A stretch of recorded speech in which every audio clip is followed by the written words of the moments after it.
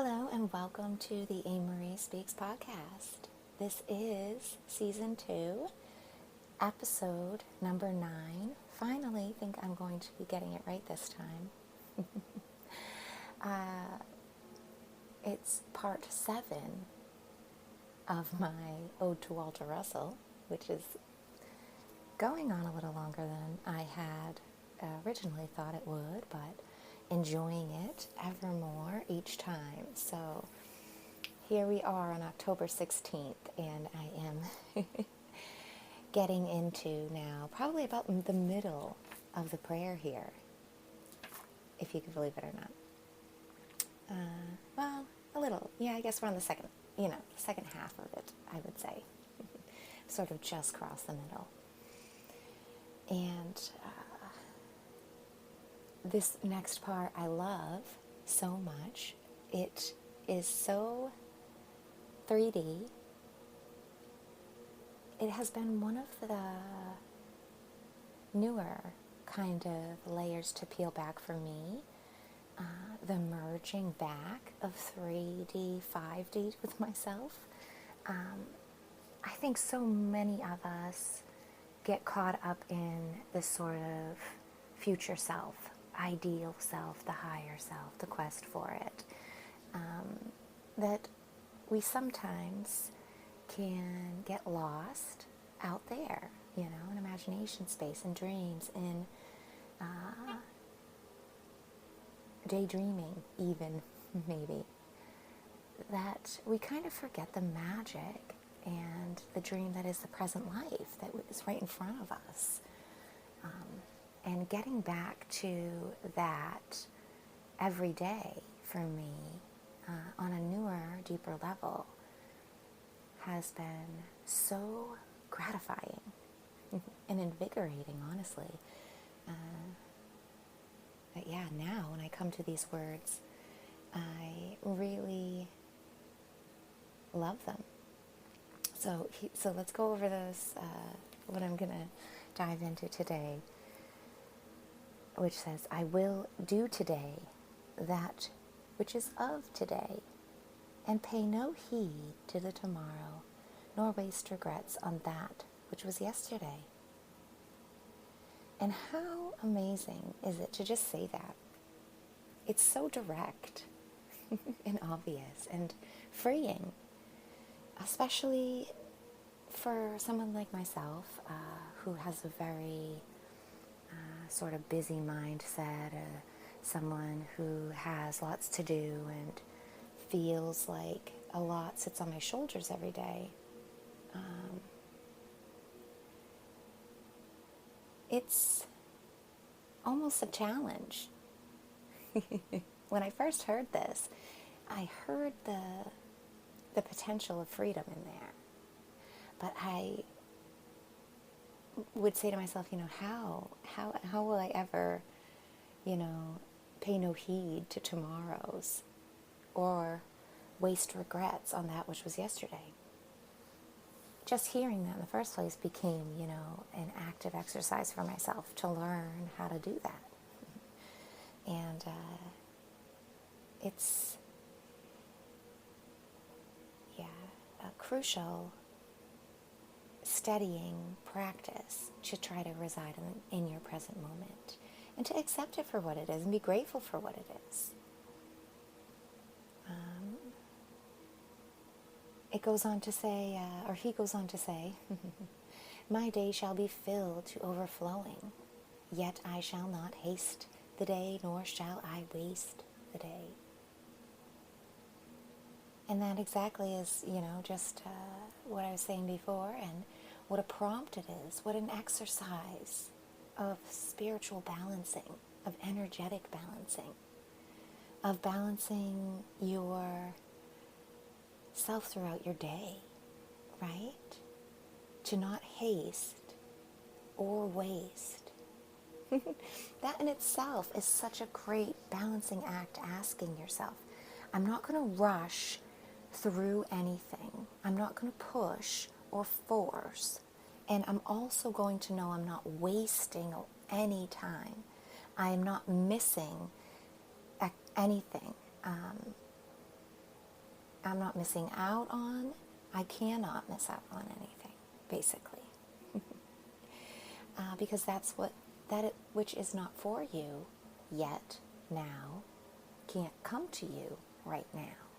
Doesn't mean that it wasn't there before or won't be there after, but at the present moment, it's not a right fit. And this recognizing what is the right fit in my present moment, from day to day, from each Sunday, to each seeing how this connectivity to the words changes each week for me, that in itself has been, such a teaching. Let alone learning how to do it in my days and appreciate it. To now where I say it in such a grateful reverence, knowing with real truth that I will not haste in the day, nor will I waste my day. And then it goes on to say, those things which I must do, I shall desire to do. Right? How simple is switching that mind frame and just saying that the things that I must do, well, I shall desire to do them. There's such a difference, and there's a bunch of memes and positive talk, self-help angles about switching, your to-do list to saying things that I have to do this, to I want to do this, or I have to I get to do this, right? And this is really birthed out of these older-timey peoples, the Napoleon Hills, Walter Russells, the old school think and grow rich kind of age of that new age of enlightenment period of time. I really love the next part too that says a menial task which must be mine. And just to say that, the menial tasks that must be yours, that are mine, they must be, for they are. And life comes with certain things that just are. The chop wood and carry water things. There's no ifs, ands, or buts about. Certain menial things must be done every day. Each one of us has our own sort of things. The humdrum, the mundane, the brush your teeth, the doing the ugly things, the little things, the not so exciting, pretty things, But all of those things are important. That's really been an unlocking of mine. And people used to always say, and some people do say, oh, I take things so deep, or everything doesn't have to be that deep. But that's a catch-22, in fact, because everything is deep, because my life has meaning. The fact that I'm alive to take my breaths, I'm grateful for them. My breaths have purpose. As I just take a nice one. But knowing that, and owning those, and saying, a menial task, which must be mine, that shall I glorify, and make an art of it. Wow. To glorify and make an art of something. How we have lost these terms, how distorted and manipulated and highly amplified the words glory and art really have become. I might do a discussion on those words in themselves. Just highlighting them in my notes here. Wow. Certain words, too, you don't think that you would set out to dissect and discuss as distortions, but when in fact they are very great, right? And highly oriented towards negativity on an immediate sense. Those are also the kind of things I really want to highlight in the Deconstructing Distortions videos series over on YouTube. So if you haven't seen any of those, there's my shameless plug. I have 3 up already. But obviously this is a part of that whole angle of what I'm discussing and talking about distortions in general. Good and bad, useful and detrimental alike, right? But to me, let's get back to the prayer here, and saying these things, this little paragraph every day has been so wonderful, so life-changing. Accepting these in my daily tasks and merging together that sort of everyday 3D-esque things with the spiritual journey, with the hero's journey, with enlightenment and my higher self, with spirit and source and God, and knowing that they are intermingling all of the time. They are interconnected always. It really helps to do that, to embody the art and to really be grateful and to appreciate and to go through tasks that you have to do with appreciation and putting your flavor on it. Sometimes it doesn't even have to be like direct positive appreciation, like we think of the rose-tinted glasses. You know, sometimes it's just the appreciation of accepting your energy level and atmosphere at the moment. Maybe you feel grumpy or stiff or tired, or maybe it is an interaction that isn't exactly pleasant. But having the transparency of it, to own it, and to be that shading, with as much honesty and grace as you can, not allowing yourself to over-amplify into huge pity parties of victimhood and to get into giant states of negativity where you're purposefully trying to take out feelings on others to force them to feel yours or force them to fix them for you or whatever the case is, right? But to own them with as much transparency as you can. It actually helps you to like it better too when you come at, and I've noticed 2 years through this prayer, of working these direct words, of trying to own my menial tasks in such a way that is full of life. It's full of myself and my own truth and characters and my own feelings and flavor. It does change each day. It does have its own little ups and downs to my own self. And owning that has been, a wonderful journey. And the owning it and the mistakes and the ups and downs, it leads into this next sort of bit of it, where he goes on to say, defeat, I shall not know. It shall not touch me. I will meet it with true thinking. Resisting it will be my strengthening. And I love this. It's so humble and yet courageous, right? It's meek and patient and purposeful and strong, and yet also knows that upsets, disappointments, mistakes happen. I like to insert in my own sayings here, defeat, I shall not know, it shall not touch me or my family. We will meet it with true thinking. Resisting it will be our strengthening.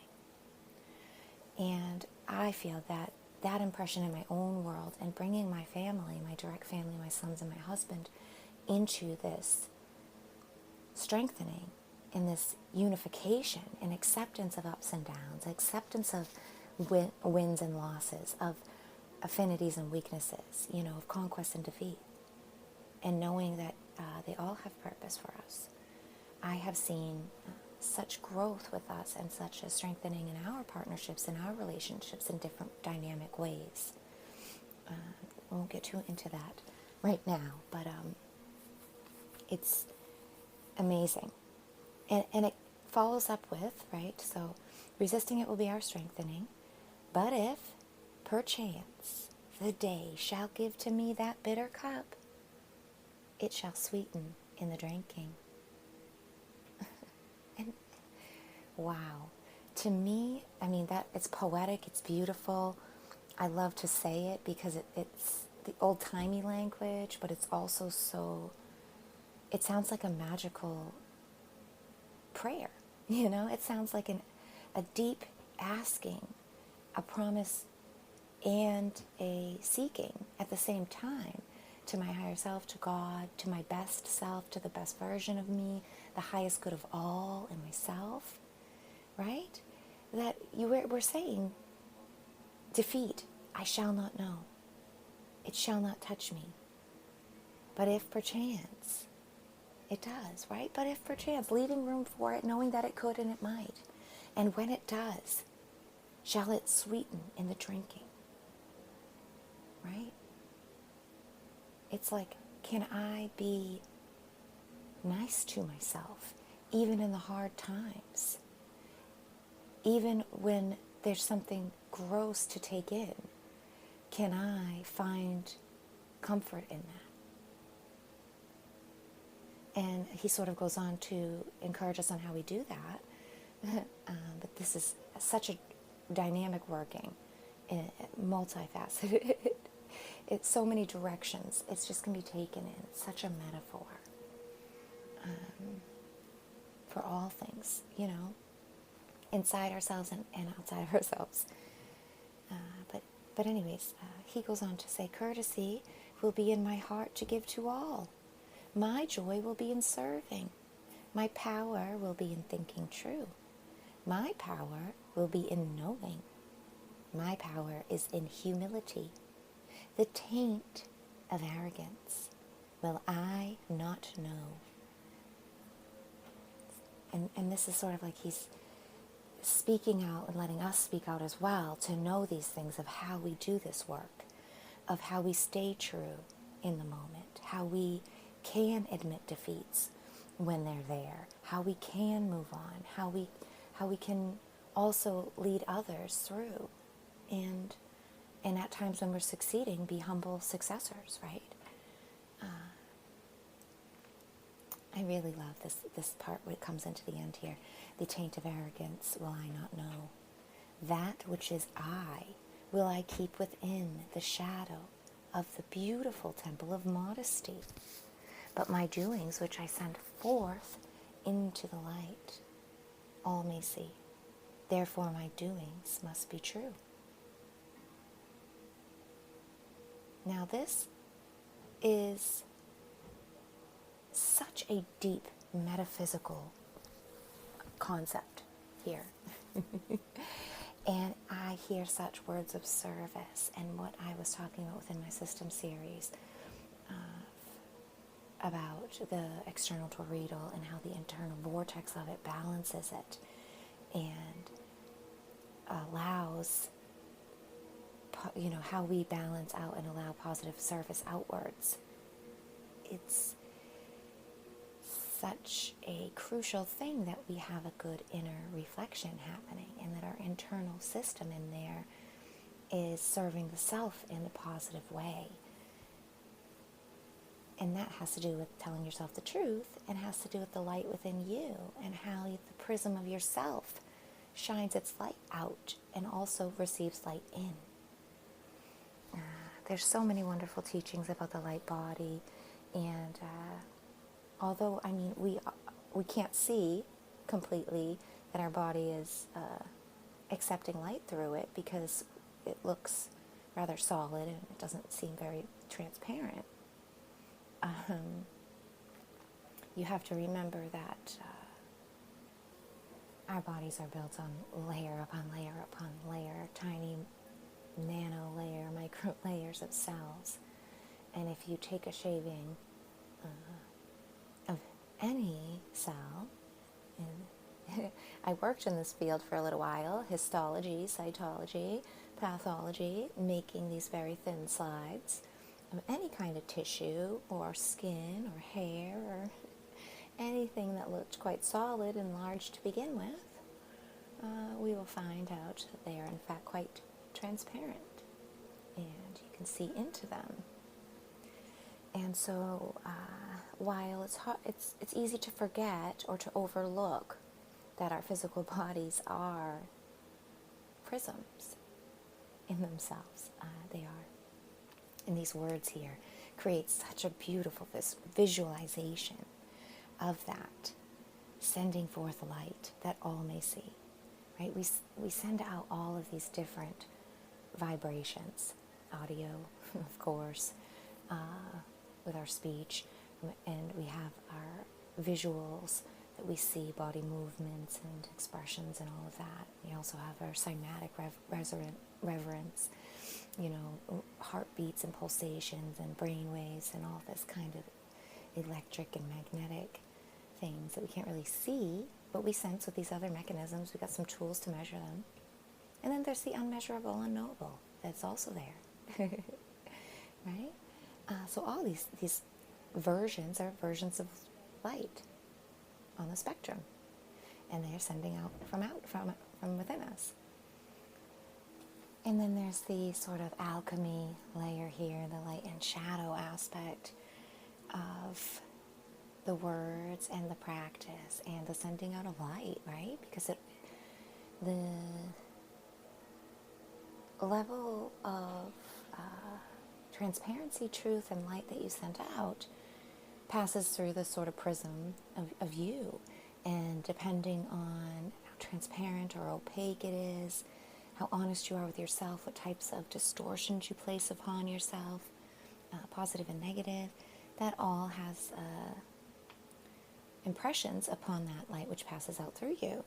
And so the words here speak to me like saying you're trying to speak your truth as honestly as possible and keep your own distortions, your own shadowed infringements within yourself, and not pressing them out onto others, and not impressing them into the information you send out to others on purpose to sort of entangle them or force them to believe your way or see your opinions.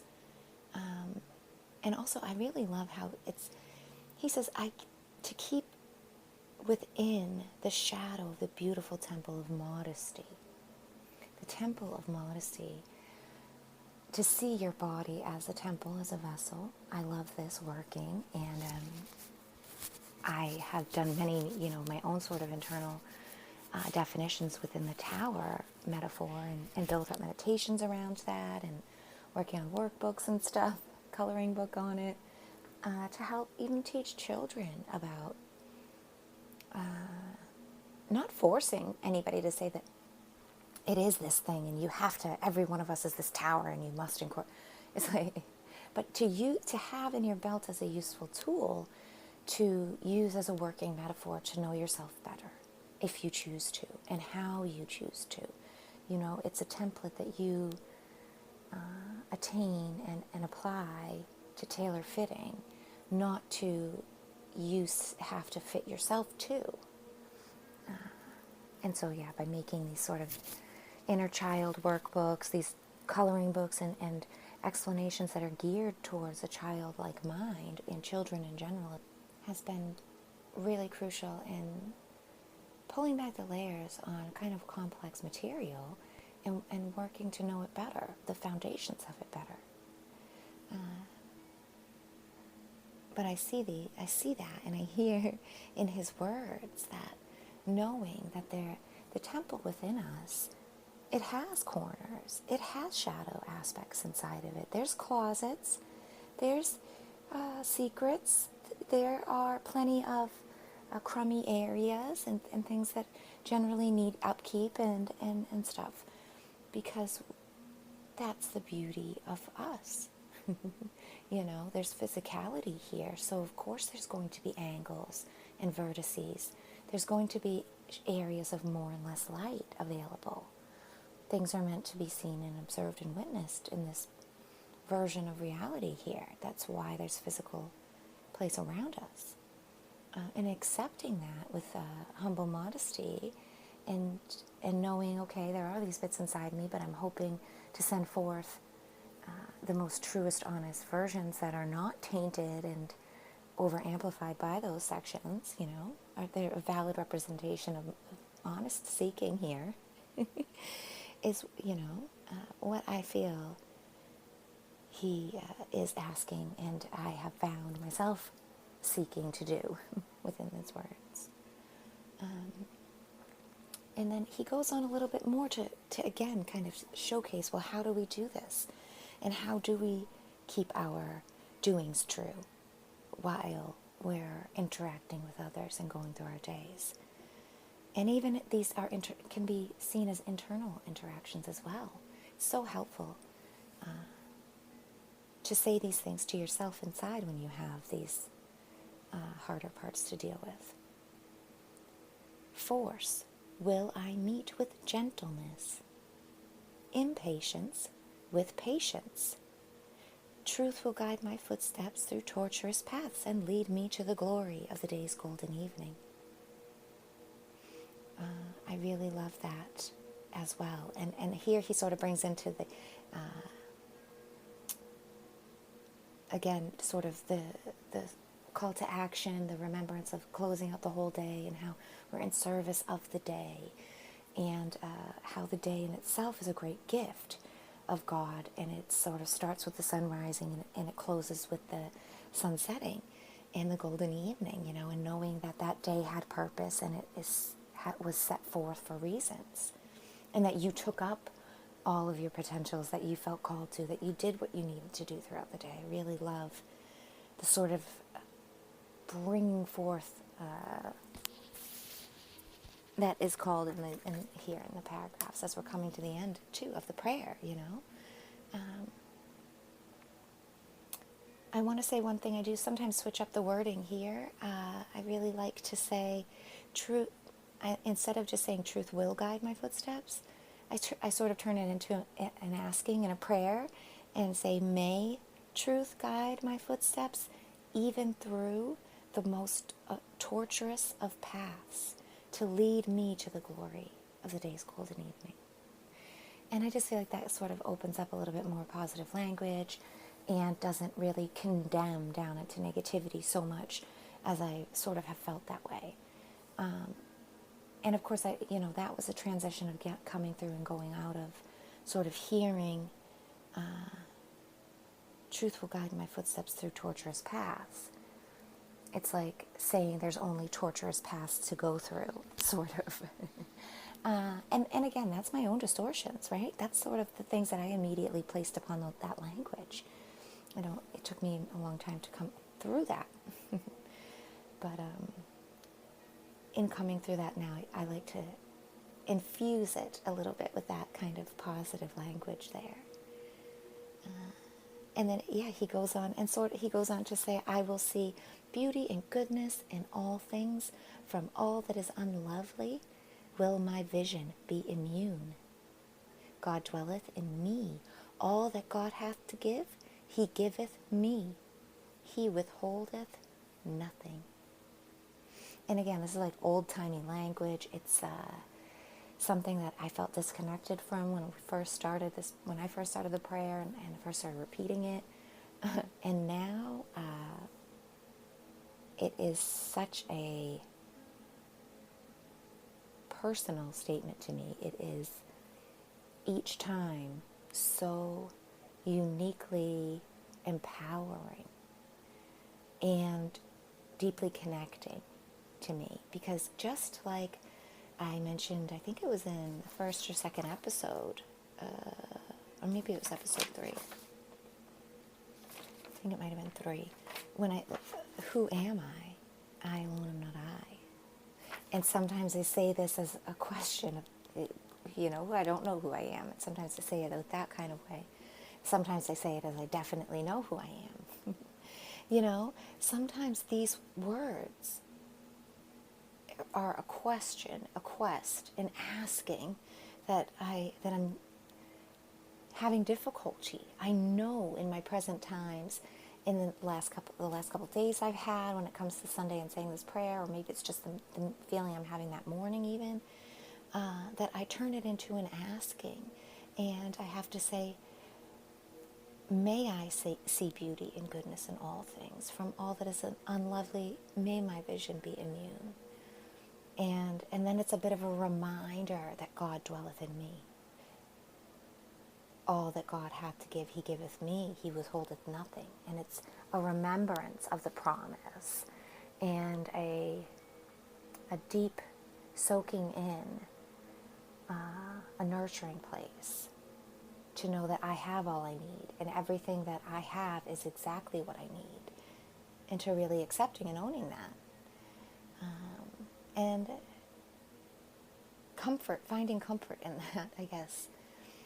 And other times, it's like I have strong, sovereign, active energy that knows I will see beauty and goodness in all things, because there is beauty and goodness in all things, even the hard things, even the ugly things. And that when I say from all that is unlovely may my vision be immune, it's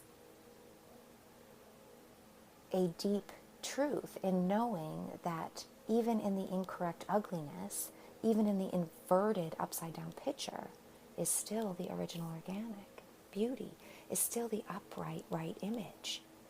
And in the knowing of that, it unlocks that truth.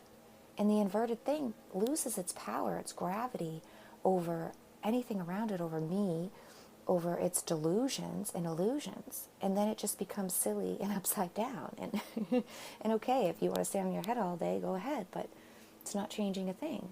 You think you are, but you're not. You know, and it loses its pull, it loses its charge. So then you could look at an unlovely wrong thing all day, and it will never perturb or bother you.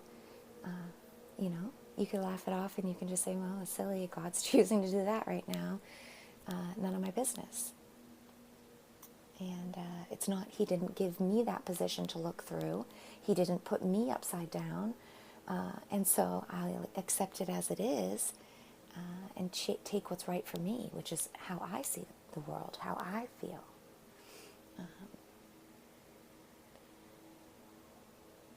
So, yeah. I have gotten a little bit, you know, into my own thoughts, but this is the point. But also perfect time to sort of wrap it up, as I've already passed a half an hour here. But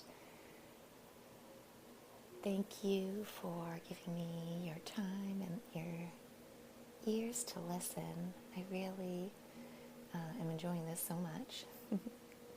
And we are coming into the finishing leg here of the prayer. So I'm not sure how many parts will be left. I'm not going to try to set any strings out there and say exactly when I'm going to get it done in, but we'll see. But it's been quite an experience for me, and it's been a definite assistance in the creation of a physical, visual blog and sort of a literary analysis, maybe. I don't even know what I'm going to really call this, but it's a visual dissection of the prayer itself, and with other different angles as well, because like I said, this new things, and also things that I just can't bring up at the top of my head right now, or during each episode, that sort of I remember or recall other teachings or things that had popped in randomly at other times over the years of doing this. So the blog itself, though it may contain echoes of the things that I'm talking about here, really it is spawning new developments. So it will be new content. It's going to be a whole different version, of course. So hopefully it will be entertaining and it won't be redundant. It certainly has not been for me in its creation so far. So, as always, thank you so much again for your time, for your contribution to our collective. We wouldn't be the same without you. Thank you for witnessing mine, and I will see you next time.